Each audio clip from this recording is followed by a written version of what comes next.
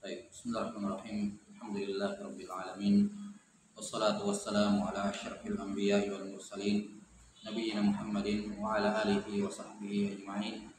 Asyhadu an la ilaha illallah wahdahu la syarikalah wa asyhadu anna Muhammadan abduhu wa rasuluhu amma ba'd. Masih fi syarh kitab Al-Qawaid Al-Maqdiyah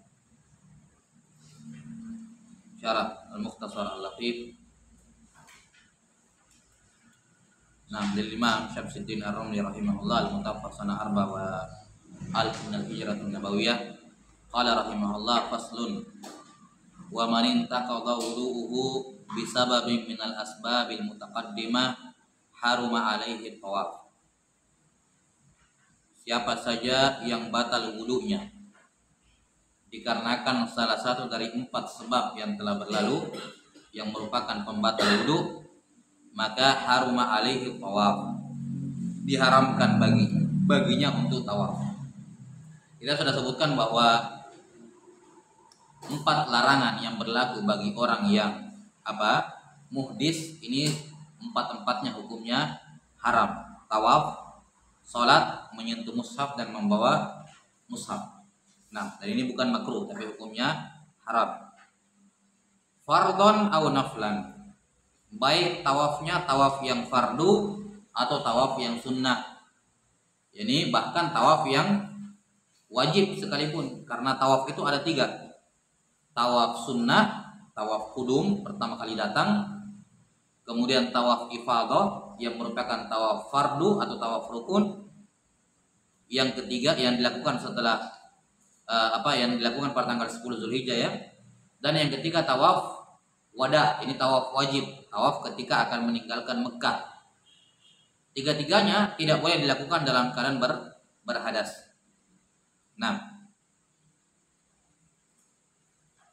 Li khabar, berdasarkan hadis, at-tawafu bimanzilatis salat illa anna Allah Ta'ala qad ahalla fihi nutqa faman nataqa fala yantuqu illa bi khair. Berdasarkan hadis ini riwayat Ibnu Abbas, tawaf itu bimanzilatis salat, sama seperti salat. Hanya saja Allah Ta'ala qad ahalla fiha Allah menghalalkan berbicara ketika tawaf, beda ketika salat, tidak boleh berbicara. Faman nataqa, maka siapa yang mau berbicara ketika tawaf, maka hendaknya jangan dia berbicara kecuali yang baik-baik saja. Iya. Hadis ini jelas mengatakan tawaf itu seperti sholat. Pertama, hadis ini dhaif secara marfu dari Nabi sallallahu alaihi wasallam, tapi sahih secara mauquf dari Abdullah bin Abbas. Ya. Sahih secara mauquf dari Abdullah bin Abbas. Yani yang benarnya ini bukan sabda Nabi sallallahu alaihi wasallam, tapi ucapannya Abdullah bin Abbas radhiyallahu anhu. Ucapan Abdullah bin Abbas ini masyhur dari beliau dan tidak ada yang mengingkari. Tidak ada yang mengingkari sehingga jatuhnya ke ijma' sukuti. Ya, jatuhnya ke ijma' sukuti. Ini contoh kasus untuk ucapan sahabat yang masyhur, tersebar dan tidak ada yang mengingkari. Ini jadinya ijma'. Baik. Tatkala tawaf sama seperti sholat, maka berlaku pada tawaf sebagian dari syarat-syarat sholat yang memungkinkan. Sholat itu harus wudu, ya tawaf juga harus wudu. Sholat itu harus suci dari najis, tawaf juga harus suci dari najis. Tawaf itu harus menutup aurat, sholat itu harus menutup aurat, ya tawaf juga wajib menutup aurat. Sebagaimana akan datang nanti di bab haji insyaallah ta'ala. Baik. Karena itulah barang siapa yang di tengah-tengah tawaf wudunya batal, dia harus berhenti, tidak boleh melanjutkan putarannya. Harus berhenti di situ. Jelas ya? Dia harus berhenti. Kemudian keluar pergi berwudu, kemudian kembali lagi. Kembalinya di mana? Bisa dia kembali ke titik dia batal wudunya, atau dia bisa kembali ke Hajar Aswad sekalian. Biar yang tadi itu tidak teranggap. Biar yang tadi tidak teranggap. Jelas ya? Nah, paling bagus kalau bisa ya dia kembali ke titik di mana dia batal wudunya. Kembali di situ. Paham ya? Nah, misalnya ini Ka'bah ya. Ini kan tawaf. Arahnya kan ke sini ya. Arahnya kan ke sini. Nah. Ya. Kalau jam-jam. Ini mutar 7 kali nih. Titik awalnya, titik nolnya dimulai dari misalnya dari sini Hajar Aswad. Dia harus luruskan tubuhnya dengan Hajar Aswad. Dia kayak gerakan terus. Itu titik nolnya tuh. Mulai. Misalnya mulainya di sini. Ya. Nih. Putaran pertama, 2, 3. Pas putaran keempat di sini wudhunya batal. Wudhunya batal di situ. Paham? Maka dia harus keluar lagi berwudu. Habis berwudu balik lagi ke titik yang sama. Kalau dia kembali ke titik yang sama, ya tinggal dilanjutkan 4, 5, 6, 7 kan begitu sampai selesai. Kalau bisa kembali ke situ. Kalau tidak bisa kembali di situ, misalnya dia kembalinya di sini, dia kembalinya di sini, dia tidak maksa masuk, nggak bisa banyak orang. Akhirnya ketika dia kembali ke barisan, dia kembalinya di sini. Jelas ya? Dia kembalinya di sini. Paham? Maka putaran ini tidak dihitung. Kenapa? Ada bagian ini yang dia tidak tawaf. Ya kan? Bagian itu dia tidak tawaf. Maka ini kan tadi putaran berapa? Keempat. Maka putaran ini karena dia kembalinya ke sini dia tidak dihitung. Dia ikut sampai di sini baru hitung yang keempat diulang. Yang ini tidak terangkat.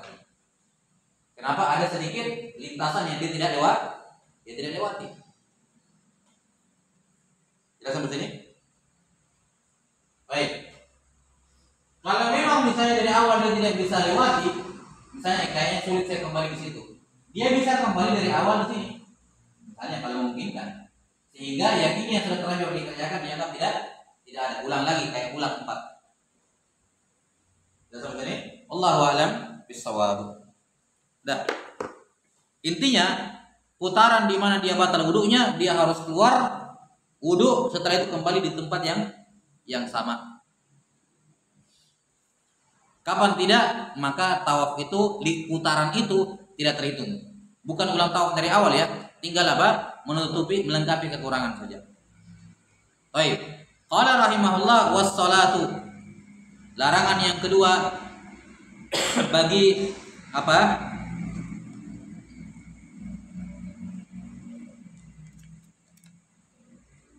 Larangan yang kedua bagi orang yang berhadas adalah salat fardhon au nafla. Salat fardu ataupun salat sunnah. Semua jenis salat fardu, semua jenis salat sunnah tidak sah kalau dia berhadas. La tuqbalu salatun bighairi tahur. Enggak diterima salat tanpa tahur, tanpa bersuci. Dalam riwayat Imam Muslim. Au salatul janazah. Demikian pula tidak diterima atau aunya di sini ma'tuf kepada was-shalah ya. Was-salatu au salatul janazah. Jadi mulhaq diikutkan hukumnya kepada salat yang normal adalah salat yang tidak normal dalam tanda kutip karena tidak ada rukuknya, tidak ada sujudnya, enggak ada duduknya. Berdiri tok. Berarti kan ini salat yang kaifiatnya beda sendiri. Nah, maka diikutkan kepada salat pada umumnya, salat yang tidak pada umumnya yaitu salat jenazah. Ikut hukumnya. Tidak boleh juga salat jenazah kalau tidak wudu. Wa ma ulhiqa biha min sajdati tilawatin aw syukrin. Sebagaimana tidak boleh ya bagi orang yang tidak wudu diharamkan juga untuk sujud tilawah dan sujud syukur. Karena sujud tilawah dan sujud syukur cara sujudnya aturannya sama seperti sujud dalam sholat. Paham ya? Sehingga dihukumi sama seperti sholat.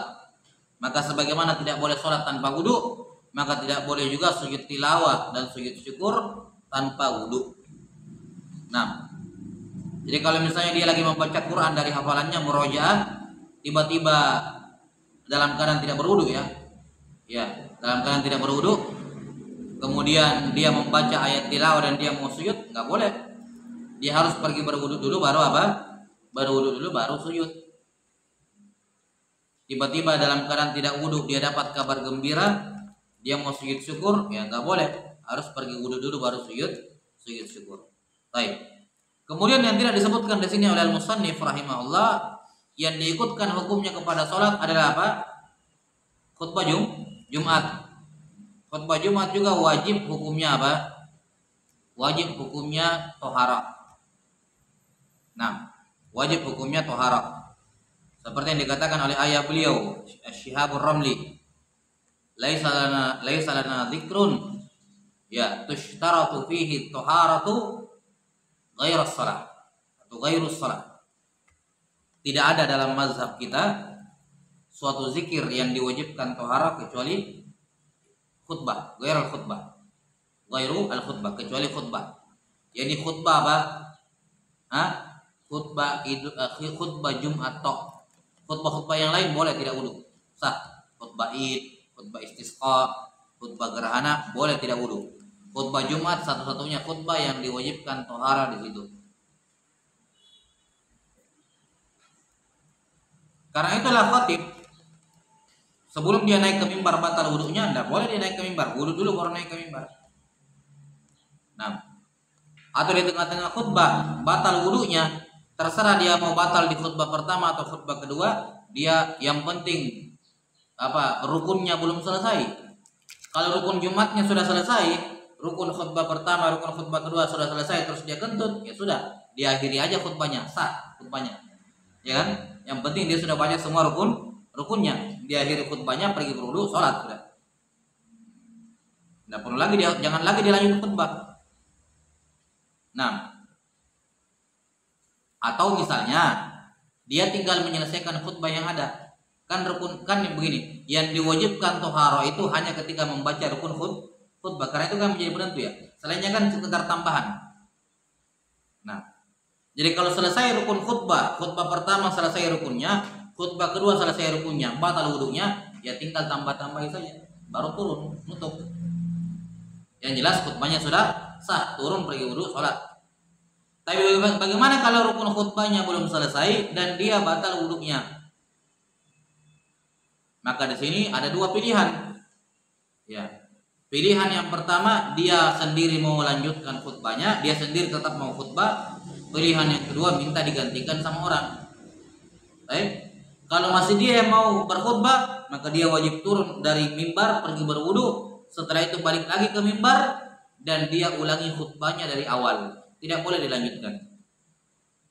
Tidak boleh dilanjutkan. Harus ulangi khutbah dari awal. Kalau dia yang mau tetap khutbah, maka dia turun dari mimbar, pergi berwudu, balik lagi ke mimbar, ulang khutbah dari awal. Khutbah pertama, khutbah kedua yang disampaikan tadi batal, nggak sah, karena belum selesai rukunnya. Ulang dari awal. Kenapa ulang dari awal? Karena khutbah itu bagaikan sholat. Kayak orang sholat zuhur, batal wudu di tasyahud terakhir, ya batal semua sholatnya. Nggak boleh pergi berwudu baru tinggal tambah satu rakaat, nggak bisa, batal dari awal. Maka khutbah juga selama rukunnya belum beres terus batal wudunya, maka khutbahnya diulang dari awal. Kapan? Kalau dia sendiri yang mau khutbah, pergi berwudu, balik, ulang dari awal. Opsi yang kedua, dia minta digantikan sama jamaah. Dia turun dari mimbar, pergi berwudu, tunjuk, kamu gantikan saya khutbah. Nah, si pengganti ini ketika dia naik ke atas mimbar, dia tinggal melanjutkan khutbah, tidak perlu ulang dari awal. Sama kayak kalau kita sholat berjamaah, imamnya batal kentut, yang di depan maju ke depan, apakah harus ulang dari awal? Tidak kan, tinggal lanjutkan. Nah, sama kayak itu. Khotib batal wudunya di tengah-tengah khutbah, turun dia, tunjuk makmum atau naik ceramah, tinggal lanjutkan saja. Tidak perlu diulang dari awal. Tapi syaratnya yang ditunjuk ini harus mendengarkan rukun khutbah dari awal. Jadi jangan tunjuk makmum yang terlambat datang, yang nggak dengar rukun khutbah dari awal. Ya. Ya. Jadi boleh tinggal melanjutkan khutbah kalau makmum yang menggantikan ini orang dari awal sudah ada dengar khutbah dari awal. Ya, soft di depan lah. Baik. Sudah ya? Nah, jadi kalau dia minta digantikan, dan ini yang lebih bagus supaya menghemat waktu, karena kalau dia ulang lagi dari awal kan panjang lagi. Maka yang paling bagus kalau khatib batal wudunya, nunjuk jamaah gantikan. Jamaah harus perhatikan ini si khatib sudah sampai mana ini, rukun apa yang kurang, saya naik tinggal saya lengkapi, baru tutup khutbahnya, selesai, kan begitu. Nah, Allahu a'lam bissawab. Larangan yang ketiga, qala rahimahullah,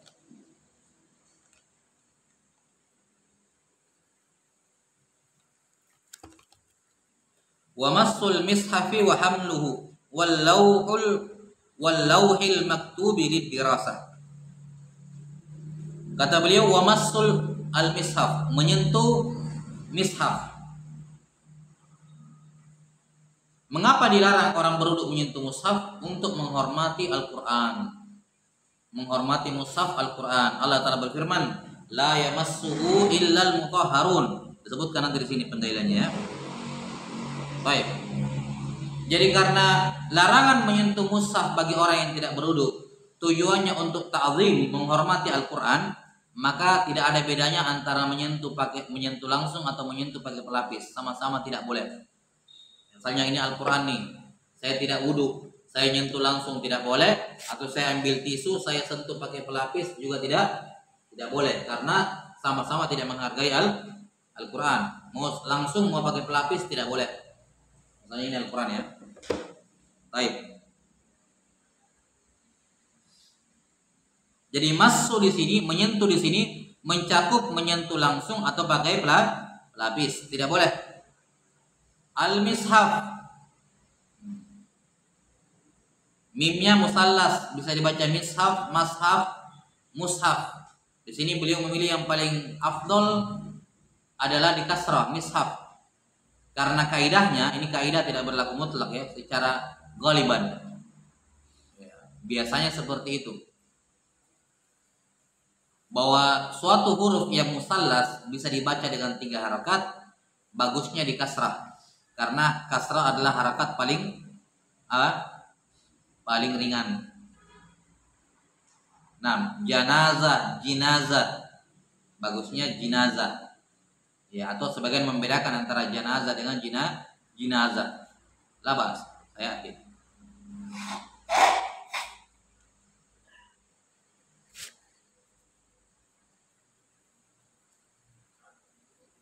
Sudah ya? Apa yang dimaksud dengan mishaf yang tidak boleh disentuh? Yaitu ma kutiba lidirasah. Ma kutiba lidirasah. yakni semua ayat Quran yang ditulis untuk dirasa. Yang dimaksud dengan dirasa di sini apa? Dibaca. Karena mudarasa artinya membaca Quran. Dirasa artinya membaca, bukan dirasa artinya dipelajari ya. Paham? Dirasa di sini bermakna qiraah, untuk dibaca. Dari kata mudarasatul Quran artinya membaca Quran berganti-gantian.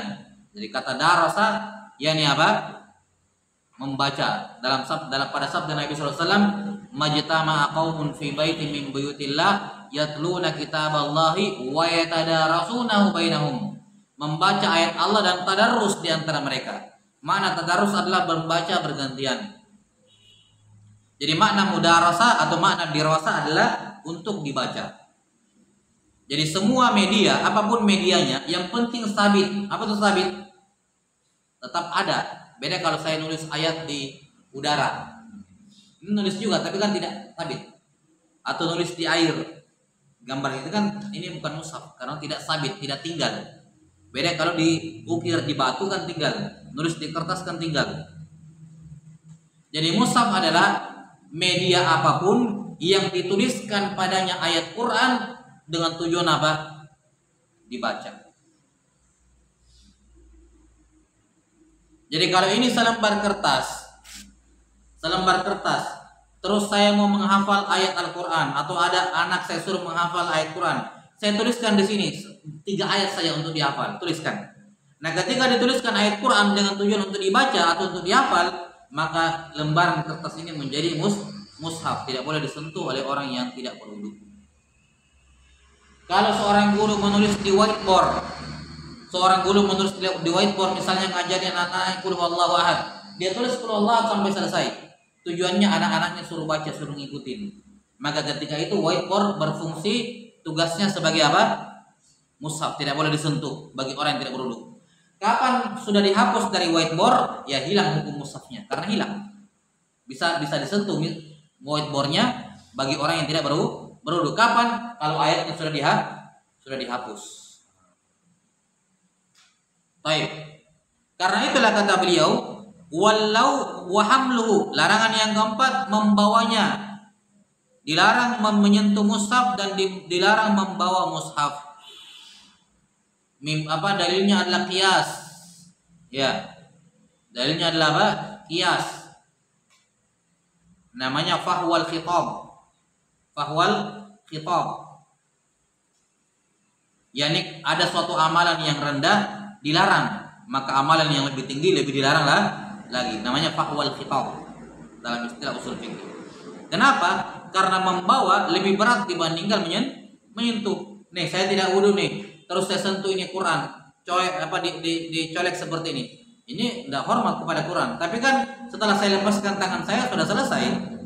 Tapi ketika saya bawa terus, yani bawa tanpa menyentuh ya. Kalau begini kan dibawa ya, ini menyentuh namanya.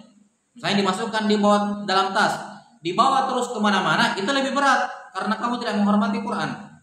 Maka alhamdulillah membawa mushaf lebih berat dibandingkan sekedar menyentuh. Nah, kalau menyentuh saya dilarang, apalagi membawa. Sama seperti firman Allah, wala taqul lahuma uffin. Ya, diharamkan seorang anak berkata kepada orang tuanya ah. Hukumnya haram, durhaka. Nah, kalau saya tidak boleh, apalagi memukul, apalagi teriak, apalagi ini. Jelas sampai sini? Karena kalimat lebih ringan, memukul, meneriaki lebih berat. Maka kalau yang ringan saja dilarang, yang berat lebih dilarang lagi. Namanya fahwal khitab. Baik. Jadi menyentuh dan membawa mushaf dua-duanya dilarang. Yang ada dalilnya menyentuh, adapun membawa dalilnya qiyas. Sampai ini atau mafhum, mau dikatakan qiyas, mau dikatakan mafhum ya. Oke lah, enggak masalah. Nah, kata beliau rahimahullah, semisal dengan mushaf, yakni hukumnya sama seperti mushaf, yang tidak boleh disentuh dan tidak boleh dibawa, hukumnya sama dengan mushaf, yaitu al-law. Al-law itu apa kemarin? Lempengan batu atau lempengan kayu, lembaran kayu, triplex, papan, batu atau yang semacamnya di zaman dahulu. Al-maktubi fihi syai'un minal Qur'an, yang tertulis di situ syai', seberapa kecil pun, walaupun bukan satu ayat. Misalnya dia mau hafal ayat kursi, anak kecil mau menghafal ayat kursi, terlalu panjang, dituliskan sama gurunya sepotong saja. Ini kan biar bukan satu ayat, yang penting itu bagian dari Al-Quran. Lid dirasah, apa makna lid dirasah? Lil qiraah, untuk dibaca, untuk dihafal. Maka lauk tadi, lempengan batu, papan, triplex yang dituliskan padanya Al-Quran, walaupun bukan satu ayat penuh, tapi tujuannya untuk dibaca, untuk dihafal, maka fungsinya sama seperti hukumnya sama seperti mushaf, tidak boleh disentuh dan tidak boleh dibawa. Nah, apa dalilnya? Liqaulihi ta'ala, la yamassuhu illal mutahharun. Tidak ada yang boleh menyentuhnya kecuali al-mutahharun. Domir ha di sini kembali kepada Al-Quran. Kenapa kembali kepada Quran? Karena dari awal berbicara tentang Al-Quran. Lihat, innahu laqur'anun karim. Ia adalah Al-Quran yang mulia. Fi kitabim maknun, di dalam kitab yang terjaga. Berbicara tentang apa ini? Yani Al-Quran. Al-Quran terdapat dalam kitab yang terjaga, Lauhul Mahfuz. La yamassuhu illal mutahharun. Tidak ada yang menyentuhnya kecuali yang disucikan. Jadi dari siyak ayat, dari awal konteksnya berbicara tentang apa? Al-Quran, bukan tentang Lauhul Mahfuz. Nah, maka domir ha di sini kembali kepada Al-Quran. Illal mutahharun, kecuali orang-orang yang disucikan, yang disucikan dengan toharo syariah, karena itu yang asalnya dimaksud. Memang betul toharo itu dalam istilah syariat ada banyak makna. Bisa toharo dari hadas, bisa toharo dari najis, bisa toharo dari kufur. Makanya orang muslim dikatakan tohir, orang kafir dikatakan najis. Memang bisa seperti itu. Tapi ihtimal yang paling kuat adalah toharo apa? Toharo syariah, yakni suci dari hadas dan suci dari najis. Jangan menyentuh. Baik. Wallahu ta'ala alam bissawab. Jadi walaupun ada ihtimal, tapi ini ihtimal yang paling kuat. Lagi pula, saya lupa ada 2 orang sahabat fatwanya, kalau nggak salah Ibnu Umar atau Ibnu Abbas, saya lupa 2 orang sahabat. Ada 2 sahabat yang berfatwa haramnya menyentuh mushaf bagi orang tidak berwudu. Dan fatwa ini tersebar dan tidak diketahui ada sahabat yang mengingkarinya. Maka ini bisa dikategorikan ijma' sukuti. Ijma'. Sepakat para ulama bahwa haram hukumnya menyentuh mushaf. Ini fatwa dari sebagian sahabat dan tidak ada sahabat yang mengingkarinya. Lihat sampai sini. Dan ini pendapat jamahir ulama, pendapat Imam 4 dan selainnya. Dan pendapat yang mengatakan bolehnya orang yang tidak berwudu menyentuh mushaf, ini pendapat yang sangat-sangat lemah. Jelas ya? Nah, wallahu ta'ala alam bissawab. Berikutnya kata beliau rahimahullah. Nah, kalau menyentuh saja tidak boleh, wa hamluhu ablagu min massihi. Membawanya lebih berat, lebih parah lagi dibandingkan sekedar menyentuh. Maka kalau menyentuh saya tidak boleh, apalagi membawa, karena itu lebih berat, lebih parah. Nah, qala rahimahullah. Sekarang beliau berbicara mengenai sampulnya. Ya. Ini mushaf nih. Tapi kan yang mushaf kan yang dalam sini kan, yang ada Al-Qur'an, ya kan? Sampul kan tidak ada. Nah, apa hukum menyentuh mushaf sampulnya toh? Kalau yang disentuh dalamnya jelas haram nih. Ya. Bagaimana dengan sampulnya? Kata beliau wajildu. Haram juga menyentuh sampulnya. Kenapa? Karena sampul ini ketika dia melekat pada mushaf, dia fi hukmil muttasil, dihukumi bersambung dengan mushaf, maka diikutkan sama seperti mushaf. Jadi dia punya kehormatan yang sama dengan mushaf ketika dia lengket dengan mushaf. Paham sampai sini? Maka menyentuh mushaf Al-Quran hukumnya haram, sama seperti menyentuh dalamannya, bagian dalamnya. Muncul soal, bagaimana kalau sampul mushafnya copot? Misalnya kan mushaf copot, ini sampulnya, isinya di sini, sampulnya doang di sini. Apa hukum menyentuh Apa hukum menyentuh sampul mushaf yang sudah copot dari mushafnya? Yang mu'tamad dalam mazhab Syafi'iyah, hukumnya tetap haram. Hukumnya tetap Hukumnya tetap haram menyentuh sampul mushaf walaupun sudah copot dari mushafnya. Jelas ya? Hukumnya tetap haram. Kenapa? Karena kalau orang ditanya ini apa, orang masih bilang apa? Itu sampul Quran, itu sampul mushaf. Berarti masih dinisbatkan kepada mushaf. Nah, kecuali kalau sampul mushaf ini sudah putus hubungan, sudah tidak dinisbatkan kepada mushaf, maka sudah boleh disentuh. Sudah boleh disentuh. Contoh, ada sampul mushaf nganggur. Saya punya buku tulis tidak ada sampulnya. Saya ada kitab nahwu tidak ada sampulnya. Ini sampul mushaf, saya jadikan sampul buku nahwu. Ini kalau ditanya apa ini? Ini buku nahwu. Maka sudah putus hubungan dengan mushaf, sudah boleh disentuh sampulnya. Ketika dia dijadikan sampul untuk selain mushaf, itu saya boleh disentuh. Nah, jadi menyentuh sampul mushaf tidak boleh pada 2 keadaan. Kapan? Ketika sampulnya masih lengket sama mushaf, atau ketika sampulnya sudah pisah dari mushaf tapi masih dinisbatkan kepada mushaf dikatakan itu sampul mushaf, maka tetap tidak boleh.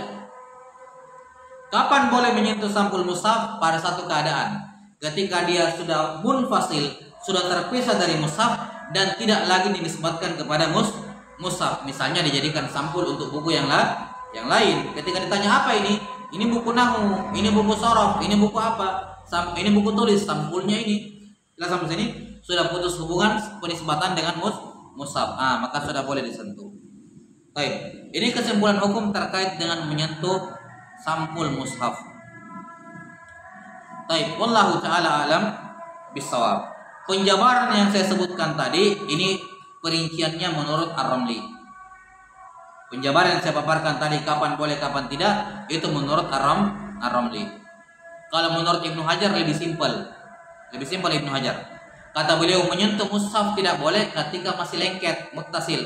Adapun kalau sudah pisah sudah boleh disentuh walaupun masih dikatakan sampul mushaf. Walaupun masih dinisbatkan kepada mushaf, tapi ketika sudah munfasil, sudah pisah dari mushaf, maka sudah boleh disentuh. Itu penjabarannya siapa? Ibnu Hajar. Lebih simpel yang mana? Lebih simpel Ibnu Hajar karena ya pokoknya dilihat saja sampul kalau lengket ke mushaf tidak boleh, kapan sudah lepas dari mushaf boleh. Simpel gitu. Kalau Ramli mengatakan kalaupun sudah pisah dari mushaf tapi masih dikatakan sampul mushaf belum boleh disentuh. Kapan boleh? Kalau sudah putus penisbatan dengan mushaf, misalnya dengan dijadikan sampul dari buku yang lain, baru boleh. Jadi pendapatnya Ramli sedikit lebih detail gitu. Kalau Ibnu Hajar simpel, kalau masih lengket ke mushaf boleh, tidak boleh.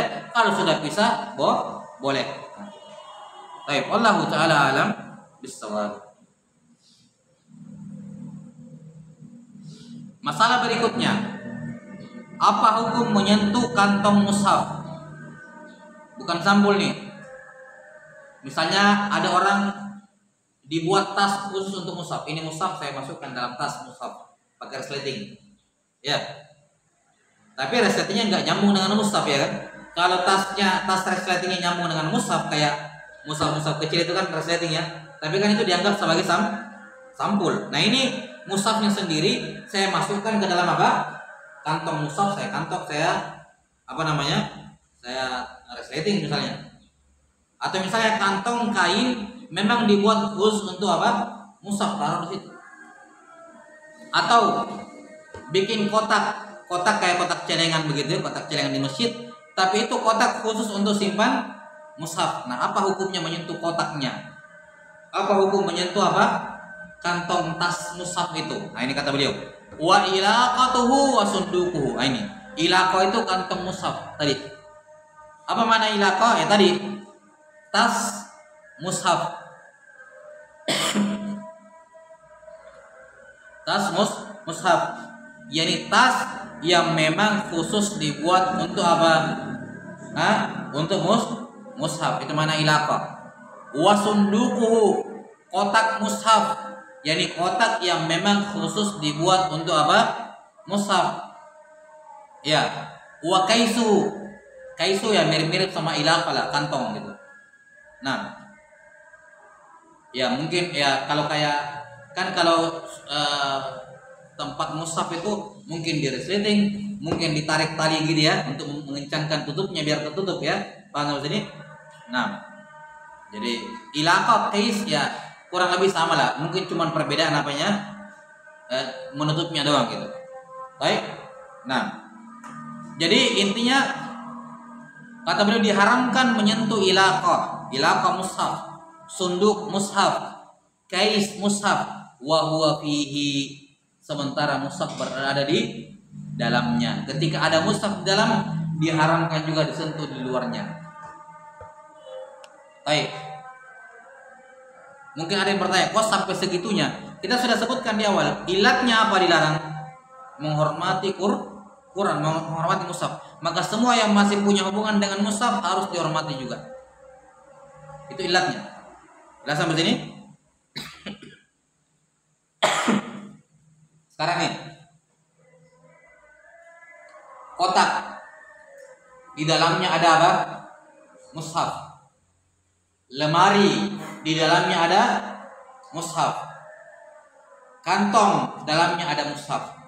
Saya tidak sentuh mushafnya, saya sentuh lemarinya. Saya tidak wudu nih. Saya tidak wudu, saya sentuh lemari mushaf. Mushafnya saya tidak sentuh karena di dalam kan. Pasal ini, saya tidak wudu, saya sentuh kotak mushaf. Apa hukumnya? Kata beliau rahimahullah, hukumnya juga haram dengan dua syarat.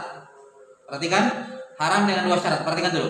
Syarat yang pertama, itu kantong, itu kotak, itu lemari memang dibuat khusus untuk simpan mushaf. Ini syarat yang pertama.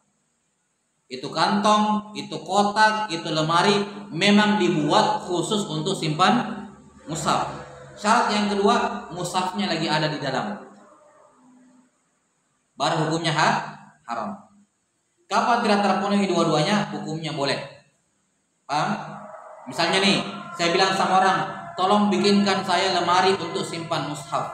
Memang saya dibuat untuk simpan mushaf. Walaupun nanti pada kenyataannya ada buku lain disimpan, tapi memang asalnya dia dibuat untuk mushaf. Maka saya tidak boleh menyentuh lemari ini ketika tidak wudu, ketika mushafnya ada di dalam. Nggak boleh, selemari-lemarinya nggak boleh. Kenapa? Itu lemari dibuat untuk mushaf dan mushafnya lagi ada di dalam. Paham sampai sini? Artinya apa? Kalau mushafnya lagi tidak ada di dalam, ini memang lemari mushaf, tapi tidak ada mushaf dalam, semua keluar sedang dibaca, maka boleh saya sentuh ketika tidak wudu. Paham sampai sini? Atau semua di dalamnya mushaf, banyak mushaf di dalam, tapi lemarinya bukan untuk mushaf. Misalnya lemari untuk buku-buku, asalnya untuk buku-buku, atau lemari untuk simpan mukena sama sarung. Biasanya banyak di masjid ya, untuk mukena sarung. Lemari dibuat untuk mukena dengan sarung, tapi sekalian ditaruh mushaf. Maka di sini boleh saya sentuh. Kenapa? Karena dia dibuat bukan untuk mushaf. Ini dua syaratnya. Paham sampai sini? Jadi syaratnya itu tempat, media, wadah dibuat khusus untuk simpan mushaf dan mushafnya lagi ada di dalam. Paham? Kotak di dalamnya ada mushaf. Saya haram menyentuh kotaknya kalau kotaknya memang dibuat untuk simpan mushaf dan mushafnya lagi ada di dalam. Tapi kalau kotak mushaf ini lagi kosong, boleh saya sentuh. Paham sampai sini? Kotak mushafnya kosong, boleh saya sentuh. Atau misalnya ada mushaf di dalam, tapi kotak ini bukan kotak mushaf, kotak yang lain. Ya, kotak untuk yang lain, asalnya dibuat untuk yang lain, tapi kebetulan ditaruh mushaf dalamnya, maka boleh saya sentuh. Karena tidak memenuhi syarat pertama. Hukum sama sini syaratnya? Ya. Kata beliau wa ilaqatuhu, domirhu isyarat kepada syarat yang pertama. Memang tas ini dibuat untuk dia. Gantungan tas mushaf, sunduk mushaf. Artinya apa? Memang dibuat untuk dia. Ini syarat yang pertama. Syarat yang kedua, wa huwa fihi, mushafnya lagi ada di dalam. Ini syarat yang kedua.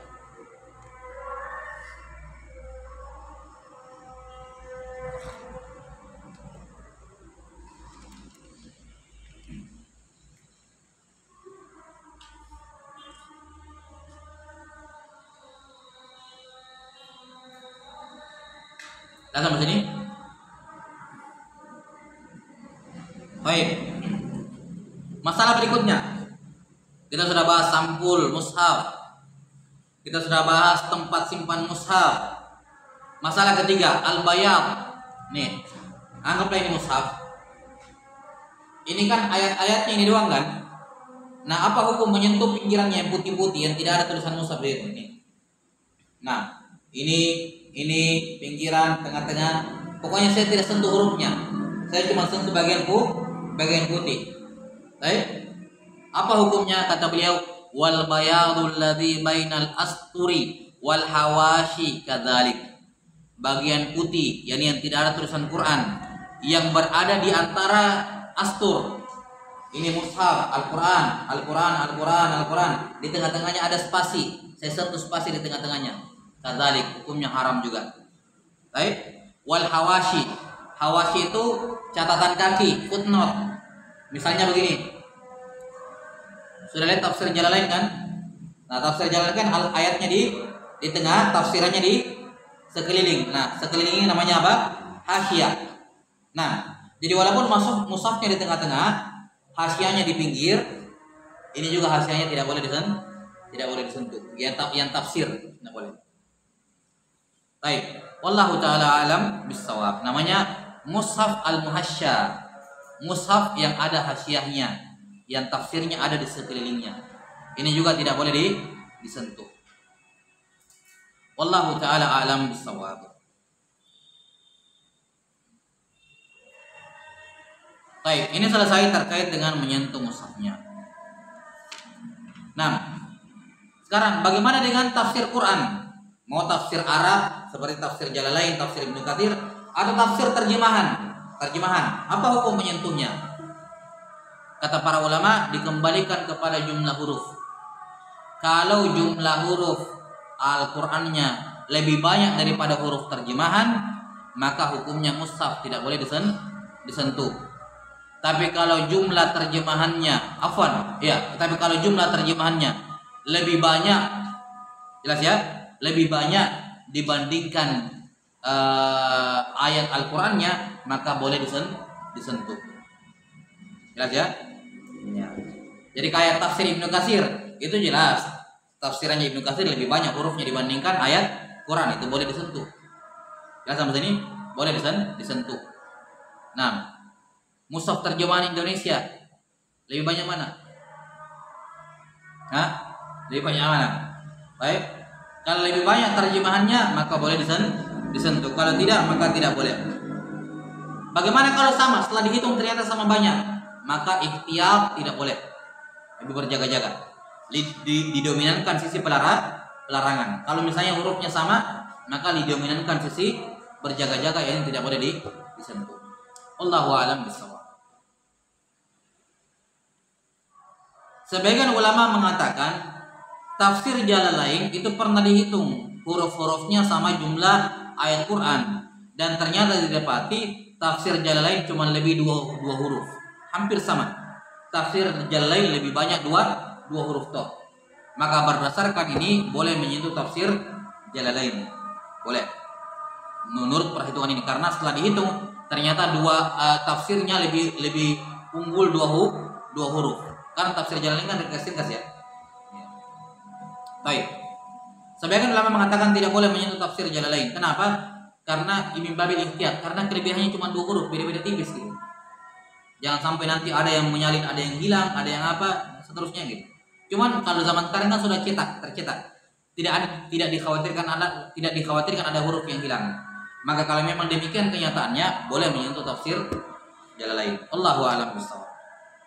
Nah, kemudian yang terakhir terkait dengan mushaf yang ada di HP, di handphone, itu bukan mushaf, boleh disentuh tanpa wudu. Paham ya?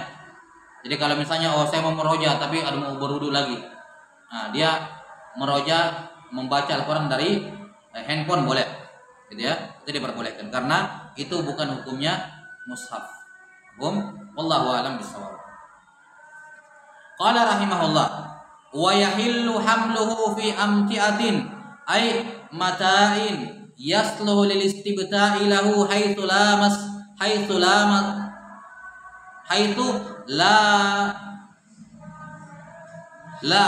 lil Qur'an. Kata beliau rahimahullah, ya, boleh membawa mushaf. Kapan? Kalau dibawa bersama dengan amtiah, barang-barang yang lain. Lihat Ar-Ramli mengatakan barang-barang yang sah untuk dibawa. Ya. Dengan catatan haitsu la massalil Quran. Selama dia tidak menyentuh Quran, karena kalau dia menyentuh ikut ke hukum menyentuh kayak tadi nih. Ini kan membawa sambil menyentuh. Ya. Ini saya bawa ini sama spidol. Ini kan saya bawa mushaf bersama dengan amtiah. Tapi bukan ini yang kita bahas, karena di sini saya masih dihitung menyentuh. Yang dibahas adalah haitsu la massa Quran, la massa lil Quran, tidak menyentuh, yaitu dimasukkan dalam tas ya, atau dalam kantong kresek, dipegang ujung kreseknya, enggak disentuh. Paham ya? Nah, apa hukumnya? Kata beliau boleh membawa mushaf bersama dengan amtiah, barang. Nah, sekarang pertanyaannya, apakah semua barang boleh? Kata Ar-Ramli, barang yang sah dikatakan untuk dibawa. Sekarang kalau ini, boleh nggak saya bilang saya membawa ini? Hah? Boleh nggak? Sah nggak dibawa ini? Tidak. Jarum, boleh nggak dibawa? Sah nggak dikatakan istibta? Secara uruf enggak bisa dibilang orang membawa jarum, enggak. Ngapain jarum dibawa? Artinya yang barang yang boleh yang dikatakan istibta itu barang yang layak dikatakan dibawa, seperti minimal spidol, pulpen. Ini bisa dikatakan apa? Ya, dikatakan apa? Saya membawa hamaltu apa? Al-qalam. Adapun hamaltu al-ibr, saya membawa jarum terlalu kecil, tidak layak dikatakan dibawa. Nah, maka menurut Ar-Ramli, tidak sembarangan barang yang boleh dibawa bersama dengan mushaf untuk pembolehannya. Menurut Ar-Ramli. Kalau menurut Ibnu Hajar, boleh. Yang penting itu barang, walaupun jarum. Sekecil apapun. Jarum, kelereng 1 biji, gitu ya. Nah, kelereng 1 biji, menurut Ar-Ramli tidak boleh. Kapan kamu bawa jarum dengan mushaf, hitungannya tetap terlarang. Kapan kamu bawa jarum dengan 1 butir kelereng, hukumnya tetap terlarang. Karena ini benda-benda remeh, nggak dianggap seperti sambilan di bawah gitu, enggak. Tapi kalau pulpen boleh. Baik. Kata Ibnu Hajar, walaupun jarum. Bagaimana caranya ini? Saya membawa mushaf tapi saya tidak wudu. Saya ambil jarum, saya masukkan ke dalam tas. Sah. Saya dianggap membawa mushaf beserta barang yang lain. Jarum walaupun jarum. Paham ya? Nah, ini perbedaannya. Kalau Ar-Ramli mengharuskan harus barang yang dianggap bisa dibawa gitu. Kalau Ibnu Hajar mengatakan terserah barang apapun, yang penting barang lain. Walaupun seperti iber, seperti jarum. Baik. Kata beliau rahimahullah, walam yaksid bihi hamlahu lahu faqat. Boleh hukumnya membawa mushaf dengan benda lain, yang penting jangan dia niatkan membawa mushaf tok. Paham ya? Masalah niat membawa mushaf dengan selain mushaf enggak lepas dari 4 niat, ya kan? Yang pertama, dia misalnya dalam tas saya ada mushaf sama buku 1. Maka niat saya membawa tas ini enggak lepas dari 4 keadaan. Yang pertama, saya niatkan membawa mushaf tok. Yang kedua, saya niatkan membawa barang tok selain mushaf, buku misalnya, kitab.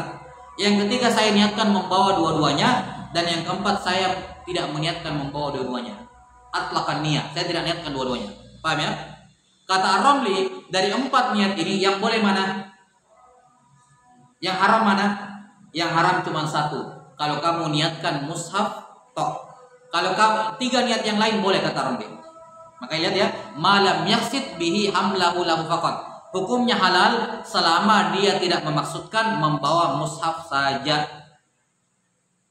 Artinya kalau dia niatkan membawa selain mushaf, atau dia niatkan membawa dua-duanya, atau tidak niat dua-duanya, hukumnya apa? Boleh menurut Ar-Ramli. Yang terlarang cuma 1, yaitu apa? Niatkan mushaf tok. Sementara Ibnu Hajar pendapatnya sebaliknya, lebih ketat. Dari 4 niat ini yang boleh cuma 1, yaitu apa? Kalau niatkan selain mushaf tok, niatkan kitab tok. 3 yang lain menurut Ibnu Hajar haram. Niatkan mushaf tok, niatkan dua-duanya, atau kamu mutlak tidak niat apa-apa, hukumnya haram. Boleh cuma 1 kalau kamu niatkan selain mushaf tok. Jadi pendapatnya Ibnu Hajar lebih ketat, pendapatnya Ar-Ramli lebih longgar. Karena Ar-Ramli mengatakan boleh, yang penting jangan niatkan mushaf tok. Kata Ibnu Hajar tidak boleh kecuali kalau kamu niatkan barang tok. Paham? Wallahu a'lam bissawab. Qala rahimahullah, wa kadza fi tafsirin aktsara minal Qur'an. Ya. Demikian pula tafsir yang lebih banyak hurufnya dibandingkan Quran, yakni boleh juga dibawa. Boleh membawa tafsir kalau hurufnya aktsara minal Quran, lebih banyak daripada Al-Quran. Mau tafsirnya itu dibawa dalam bentuk footnote, jelas ya? Ataukah tafsirnya muhasya di sekeliling berupa hasyiah, boleh, kata Ar-Ramli rahimahullah. Jadi patokannya Ar-Ramli itu yang penting hurufnya tafsir lebih banyak daripada Quran, hukumnya boleh dibawa. Artinya apa? kalau huruf Quran lebih banyak daripada huruf tafsir maka haram. Kalau sama-sama jumlah hurufnya maka didominankan sisi pengharaman. Baik. Wallahu a'lam bishawab. Sementara menurut Ibnu Hajar, kalau tafsirnya itu di Hasyiyah kayak tafsir Jalalain, itu nggak boleh disentuh secara mutlak, walaupun terjemahannya lebih banyak. Kenapa? Karena itu kayak Quran yang muhasyah, Quran yang dikasih hasyiyah, hukumnya tetap sebagai mushaf. Ala kulli hal, pendapatnya Ramli lebih longgar di sini. Jadi kalau kita berbicara mengenai tafsir Al-Qur'annya di tengah-tengah, tafsirnya di sekeliling, Ibnu Hajar melarang secara mutlak, walaupun terjemahannya atau tafsirnya lebih banyak. Karena ini sebenarnya mushaf, cuman dikasih hasyiyah di sekelilingnya. Terserah mau lebih banyak hurufnya, ini tetap mushaf kata Ibnu Hajar. Ya. Sementara menurut Ar-Ramli, secara mutlak dihitung huruf. Mau tafsirnya di sekeliling, mau dijadikan kayak footnote, yang penting hitungannya huruf. Kalau hurufnya lebih banyak, terjemahan boleh. Kalau tidak ya tidak boleh. Qala rahimahullah au darahim ahadiyah au fi tamimatin urfa. Baik.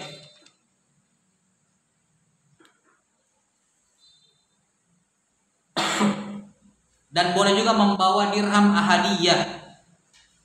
Dirham ahadiyah ini dirham yang tertulis di situ qul huwallahu ahad. Au fi tamimatin urfan, dan boleh juga membawa ayat Quran yang berupa tamimah. Apa itu ayat Quran berupa tamimah? Yaitu ayat Quran yang ditulis bukan untuk dibaca, tapi untuk tabarruk atau untuk perlindungan. Seperti kemarin kita sebutkan ya.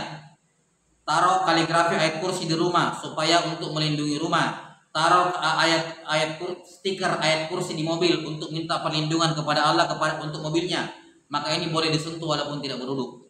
Karena ayat itu ditulis bukan untuk dibaca tapi untuk perlindungan, untuk tabarruk, cari berkah ya.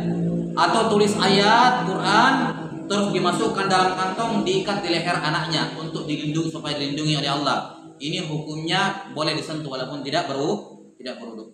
Boleh disentuh dan boleh juga dibawa. Kenapa? Karena ayat itu ditulis sebagai tamimah, sebagai perlindungan, bukan untuk dibaca. Baik. Dan pembolehan menulis Quran sebagai tamimah ini khilaf dari zaman sahabat. Jelas ya? Sebagian sahabat mengharamkan seperti Ibnu Mas'ud, sebagian sahabat membolehkan. Ya, kalau nggak salah Anas bin Malik dan selain sahabat lainnya membolehkannya. Ya, wallahu taala alam bisawab. Yang jelas pendapat jumhur ulama boleh menuliskan ayat Quran dengan niat dijadikan tamimah. Bukan jimat ya, bukan jimat. Dijadikan tamimah yakni untuk perlindungan, minta kepada Allah agar dilindungi. Baik. Yang terakhir qala rahimahullah wa yahillu hamluhu lis-sabiyil mumayyiz wa massuhu lidirasa. Halal membawa mushaf untuk anak kecil laki-laki maupun perempuan yang penting sudah mumayyiz, sudah bisa makan sendiri, minum sendiri, cebok sendiri. Boleh. Kata beliau as-sabiyul mumayyiz al-murad bihil jins. Yang dimaksud dengannya adalah jenis. yakni jenis bayi laki-laki dan anak laki-laki dan anak perempuan. Ya, bukan as-sobi artinya kalau sobiyah muannas tidak boleh. Enggak. As-sobi di sini bukan mudzakkar, tapi yang dimaksud dengannya adalah jenis sobi, mencakup anak laki-laki dan anak perempuan yang sudah mumayyiz. Boleh bagi dia untuk membawa mushaf dan boleh bagi dia untuk menyentuhnya lid dirasa, dengan tujuan untuk dirasa. Apa itu dirasa? Ai hajatut ta'allum ma'al hadasi walau akbar. Yaitu boleh anak kecil ini membawa mushaf dan menyentuh mushaf dengan tujuan untuk dipelajari walaupun dia berhadas, bahkan walaupun hadas akbar. Boleh. Baik, wallahu taala alam bisawab. Yang penting dia sudah mumayyiz. Adapun memberikan mushaf kepada anak yang belum mumayyiz hukumnya haram. Kenapa? Tadi anak yang belum mumayyiz belum berakal. Dia bisa kasih ludah, dia bisa tiba-tiba lempar, dia robek. Hukumnya haram. Berdosa yang kasih mushaf kepada anak kecil yang belum mumayyiz. Adapun yang sudah mumayyiz, sudah berakal tapi belum balik, maka boleh dia sentuh mushaf tanpa berwudu. Yang penting tujuannya untuk dipelajari. Kalau bukan untuk dipelajari tidak boleh. Kembali ke hukum sama seperti orang balik. Karena tujuannya kan menghormati mushaf. menghormati mushaf wajib untuk yang balik sama yang belum balik, harus gitu. Nah, walaupun demikian kita sudah sebutkan bahwa ada fatwa dari Syekh Abdullah bin Umar Makhrama yang membolehkan anak kecil yang sudah memayyiz untuk menyentuh mushaf secara mutlak, yakni baik dalam ketika dipelajari maupun sementara tidak dipelajari, misalnya dibawa pergi pulang mengaji. Ya, yang mu'tamad dalam mazhab hanya ketika dipakai mengaji, atau adapun ketika perjalanan pulang pergi mengaji tidak boleh dibawa kalau tidak berwudu. Itu pendapat yang mu'tamad dalam mazhab. Tapi pendapat yang lebih ringan adalah pendapatnya Mbah Makhrama yang mengatakan boleh anak kecil yang mumayyiz membawa dan menyentuh mushaf walaupun bukan untuk tujuan ketika dipelajari, tapi termasuk dibawa pulang pergi mengaji. Dan itu pendapat yang lebih ringan dan lebih cocok diterapkan karena anak kecil kan sama ya, pulang pergi mengaji kadang batal wudunya gitu. Nah, wallahu taala alam bisawab. Naktabi hadzal qadar. Sallallahu ala nabiyyina Muhammadin wa ala alihi wa sahbihi wasallam. Walhamdulillahirabbil alamin.